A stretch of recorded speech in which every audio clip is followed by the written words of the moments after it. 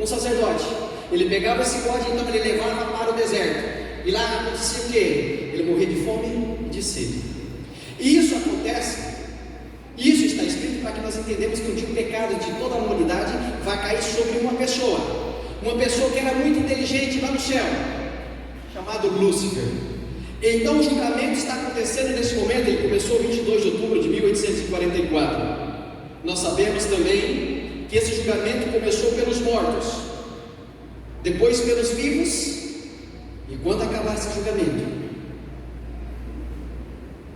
a porta da graça será fechada.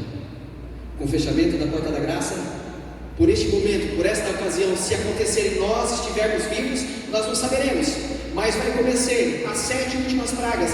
Ela vai cair em pontos diferentes da terra. Haverá, e nós sabemos que as duas grandes profecias estão prestes a acontecer antes da volta de Jesus.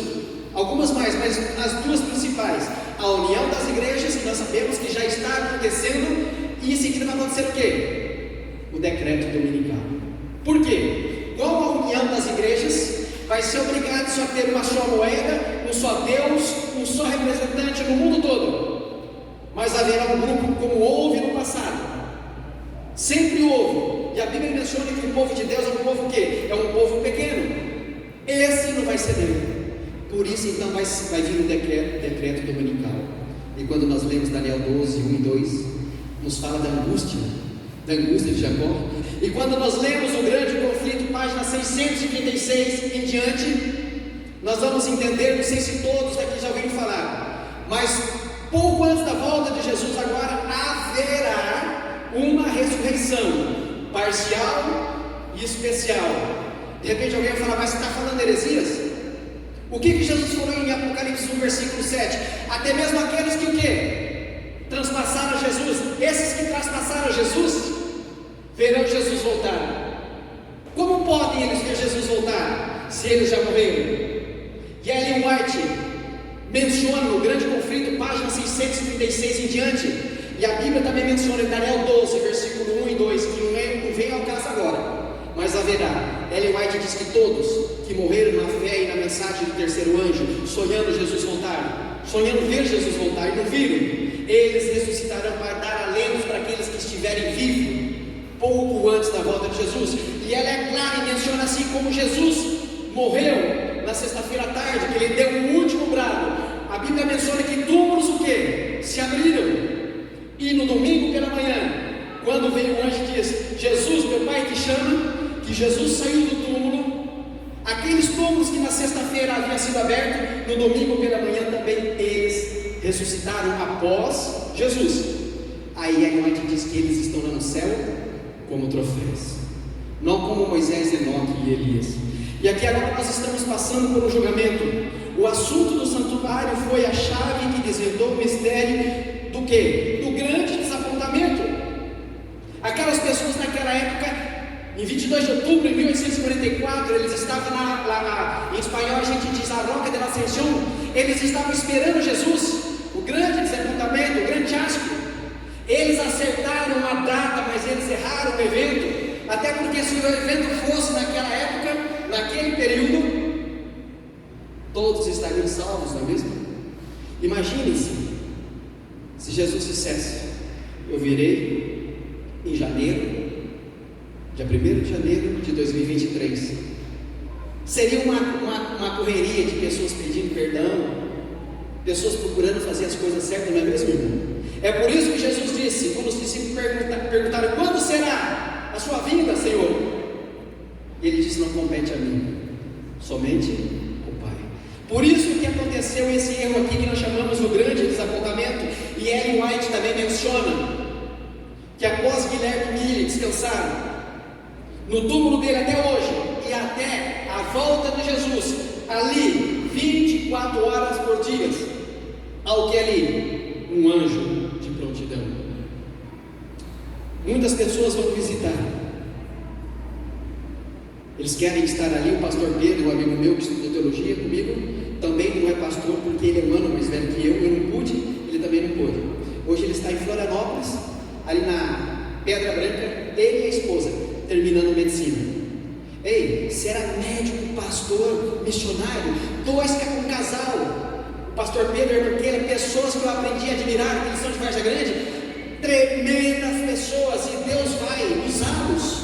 E aqui nós temos, embora tenha falhado em compreender a mensagem comunicada por eles mesmos, não obstante, ela era correta. Por que era correta? Porque a data estava certa, o evento estava errado.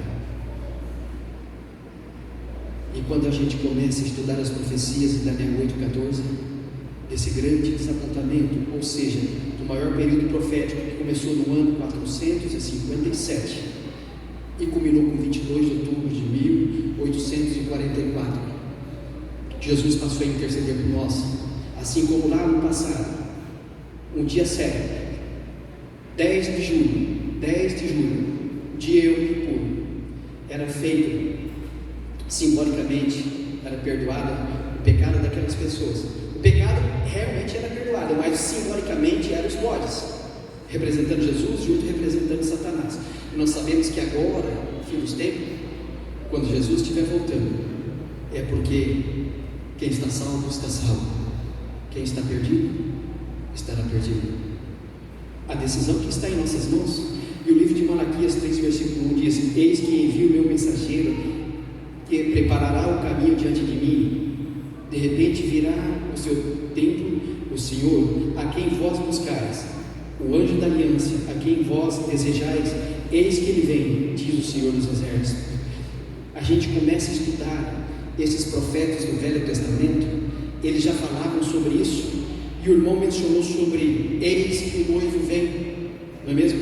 A vinda de Cristo como sumo sacerdote ao lugar santíssimo para a purificação do santuário, que é Daniel 8, versículo 14. A vinda do homem ao ancião de dias, que é Daniel 7, versículo 13. E a vinda do Senhor no seu tempo, Malaquias 2, versículo 1, são os mesmos eventos. Para a gente não derogar muito mais, houve um período da história desse planeta que Deus deu uma missão para Noé: construir uma arca. O mundo seria destruído porque a maldade daquelas pessoas havia subido até Deus. Não é assim que a Bíblia nos diz? Mas Deus desejava salvar muitas pessoas, mas Deus sabia que poucos se salvariam, porque a Bíblia menciona em lugares diferentes. Por exemplo, há uma porta estreita, um caminho estreito que conduz para a salvação, e são o quê? Poucos os que passam por ela. Mas existe uma porta larga, um caminho largo que conduz para a perdição, e são o quê? Muitos os que passam por ela. E tem versículos em especial na Bíblia que menciona que o povo de Deus é um povo pequeno. Mas para que eu possa terminar, desculpa pelo tempo, eu digo aqui para vocês: a conversão tira o cristão do mundo, a santificação tira o mundo do cristão, a justificação é a obra de um momento, a santificação é a obra de toda a vida, e a glorificação é a obra da eternidade. E é isso que nós precisamos ter. E agora já está passando do momento da nossa igreja. A nossa igreja precisa urgente reavivamento e reforma. Reavivamento sem reforma é sentimentalismo. Reforma sem reavivamento é legalismo. Agora, reavivamento e reforma preparam o povo para a vinda de Jesus. E eu concluo com 1 de Pedro 2, versículo 9. Nós conhecemos bem, mas eu vou ler.